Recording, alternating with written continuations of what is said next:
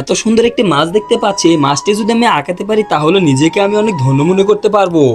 এই তো মাছের প্রায় অর্ধেক অংশ আমি এঁকে নিয়েছি। এরপরে আমি মাথাটা বানিয়ে দিব, তার আগে মুখ বানিয়ে দিব, চোখ বানিয়ে দিব, আরো মাছের যা যা আছে সবগুলো নকশা আমাকে কেটে দিতে হবে। পেন্টিং করতে গেলে অনেকটা ধৈর্য রাখতে হয়, তাই সেই ধৈর্যটা আমার মধ্যে আছে বলে আমি এই মাছটি আঁকাতে পারছি। অনেক সময় ধরে আমি এই মাছটি সম্পূর্ণ করার চেষ্টা করতেছি। তো বন্ধুরা, তারপর যা হলো তা দেখার আগে তো বন্ধুরা অনেক খারাপ লাগে যখন থেকে এত কষ্ট করে ভিডিও বানানোর পরও তোমরা ভিডিওতে লাইক কিংবা সাবস্ক্রাইব করো না। এখনই ভিডিওতে লাইক করে চ্যানেলটি সাবস্ক্রাইব করে দাও প্লিজ।